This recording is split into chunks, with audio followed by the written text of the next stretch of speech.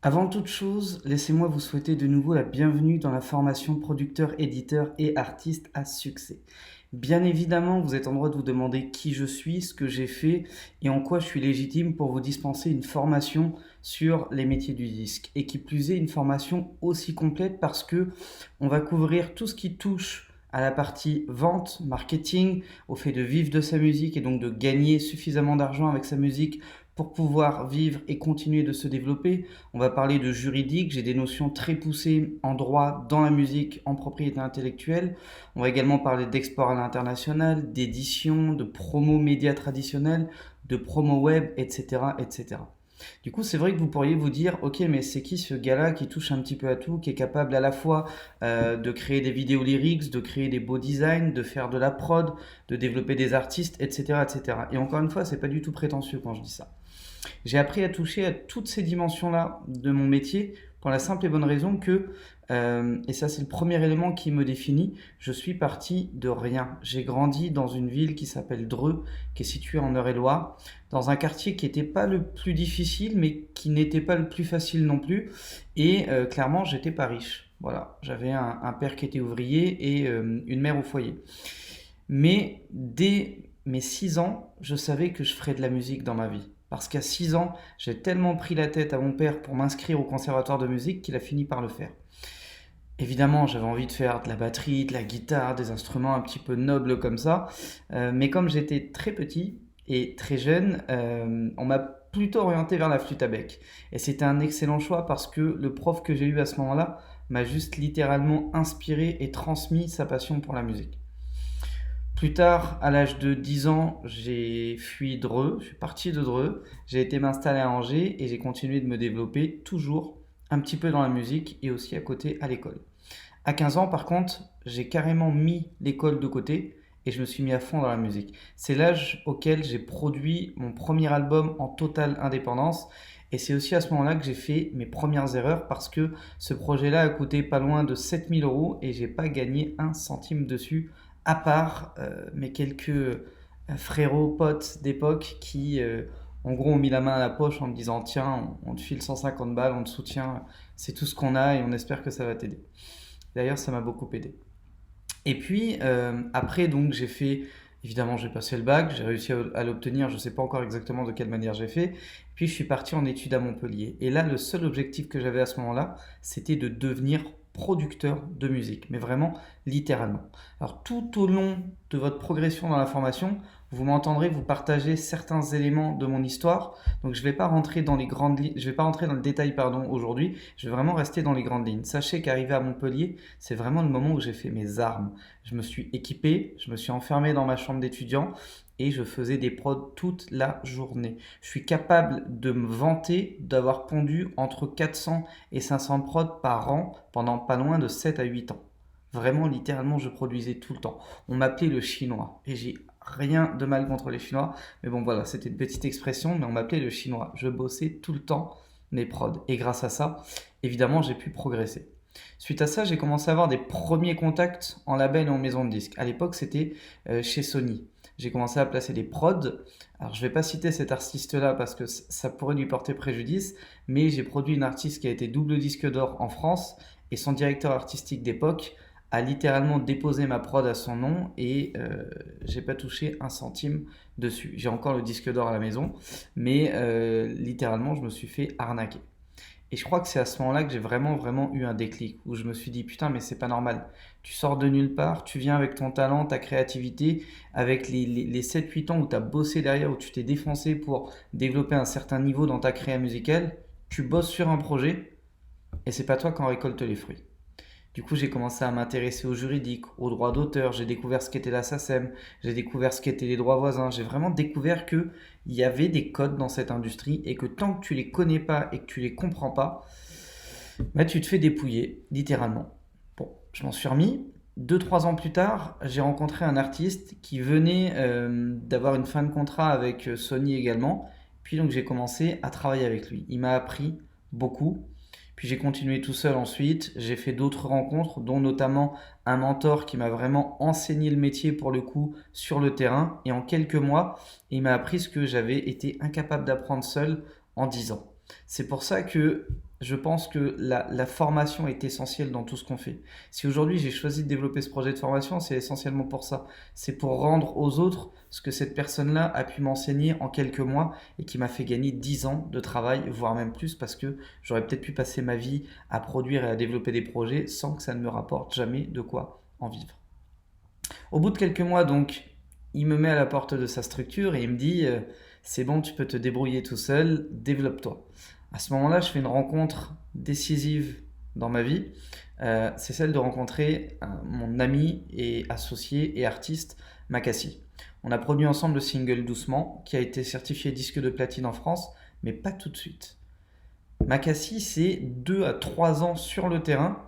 Et finalement, on vivait de notre musique. On avait même des gros revenus grâce au booking et aux droits voisins.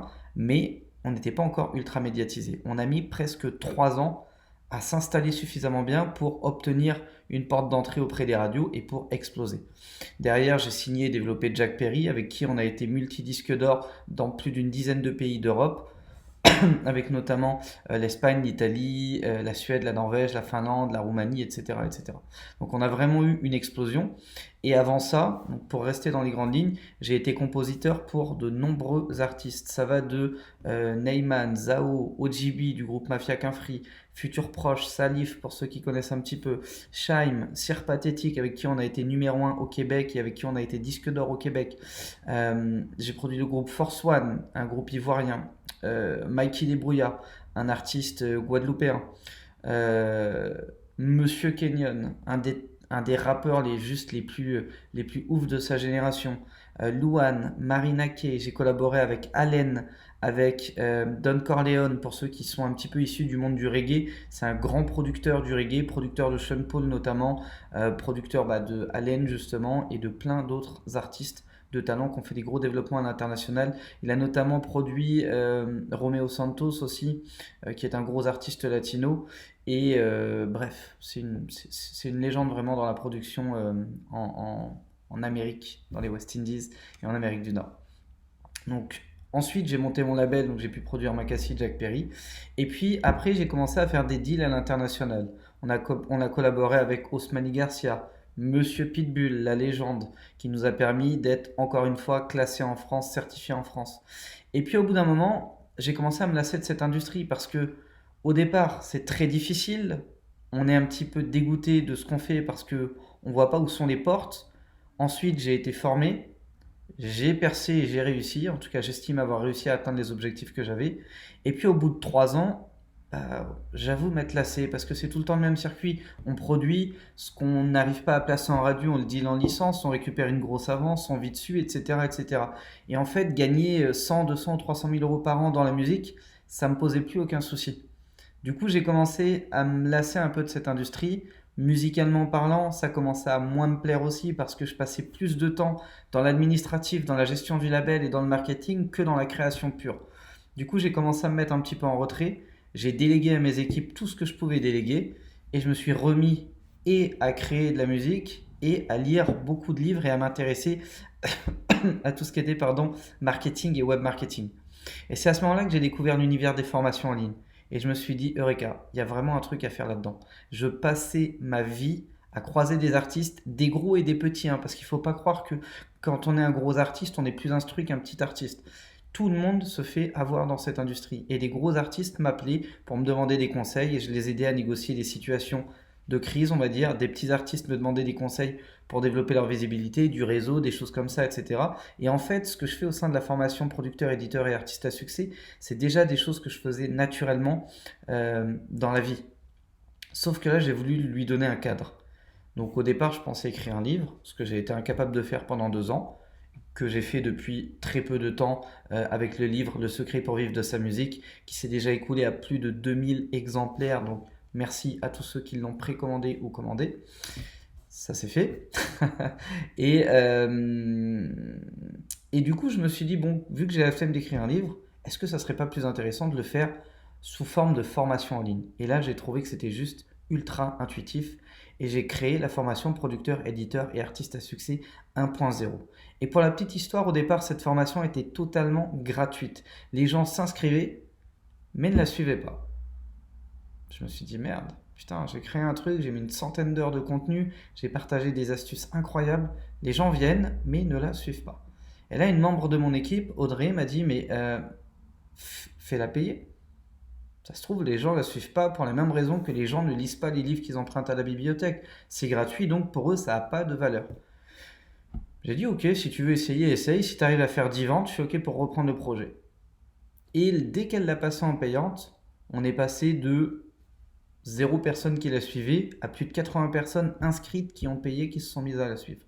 Et là, je me suis dit, ok, il y a un vrai besoin, il y a une vraie demande du terrain, donc on va continuer de développer ça. Un an après, j'ai sorti la V2 et un an après, j'ai sorti la V3 sur laquelle vous êtes certainement aujourd'hui. Et du coup, plus j'ai avancé dans ce projet, plus j'ai réalisé que là où moi je pensais que les artistes ou les producteurs avaient des besoins, évidemment ils en avaient, mais finalement il y avait beaucoup d'autres besoins. C'est pour ça que la formation PIS évolue d'une année sur l'autre. Et c'est pour ça qu'on est déjà à 3 versions. Parce que à chaque fois qu'on avançait, on gagnait des artistes ou des producteurs qui rejoignaient la formation. Encore une fois, il y a des gros artistes, il y a des petits, il y a des DA de maisons de disques qui sont dans la formation, il y a des éditeurs, il y a des boss de labels, etc., etc. Et du coup, on a réalisé que là où moi je pensais que les besoins étaient vraiment là, en fait ils étaient peut-être même déjà avant, dès la création. Et c'est pour ça que cette formation elle est structurée de cette manière. On part d'abord de la création musicale. Ensuite, on tente une promo média traditionnelle parce que ça peut passer. On ne sait jamais. Avec Jacques Perry, c'est le cas que j'ai eu. Je suis arrivé en radio, on l'a fait écouter, le jour même il est rentré. Point.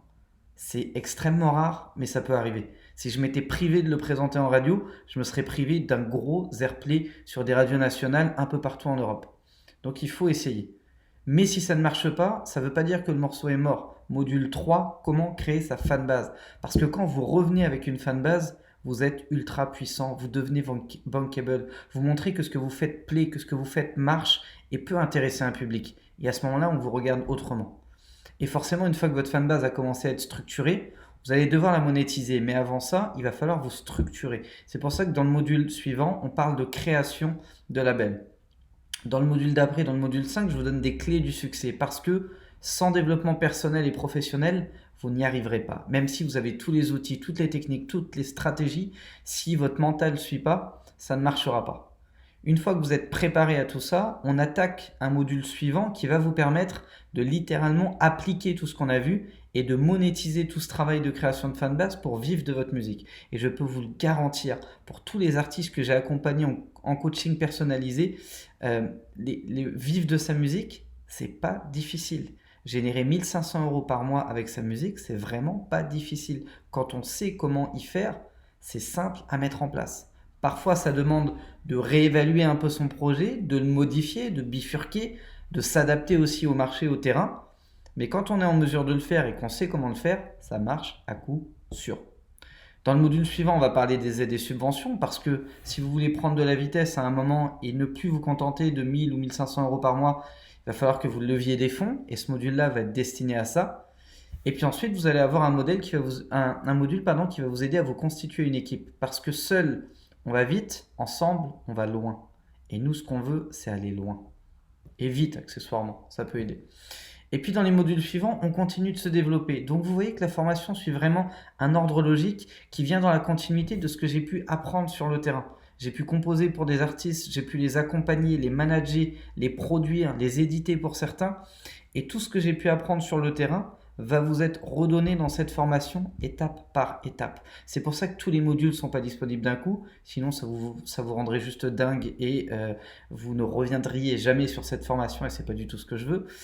Et l'idée aussi, c'est d'avoir ces feuilles de route en début de chaque module pour vous guider dans l'application à chacune de ces étapes. Parce que si vous vous contentez d'ingurgiter 120 ou 130 heures de formation et de ne rien faire, ça ne marchera pas. Retenez bien cette phrase parce qu'elle est essentielle et elle va clôturer cette vidéo. On ne vous paiera jamais pour ce que vous savez.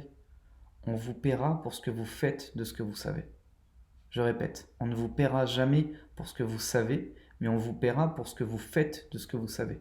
Si vous vous formez au beatmaking, les gens ne vous donneront jamais d'argent parce que vous savez créer des prods. Ils vous paieront parce que vous avez créé des prods. Autrement dit, aujourd'hui, c'est l'exécution qui prime, c'est pas la connaissance. Mais sans connaissance, vous ne pourrez pas exécuter. Donc je répète, on ne vous paiera jamais pour ce que vous savez, on vous paiera pour ce que vous faites de ce que vous savez.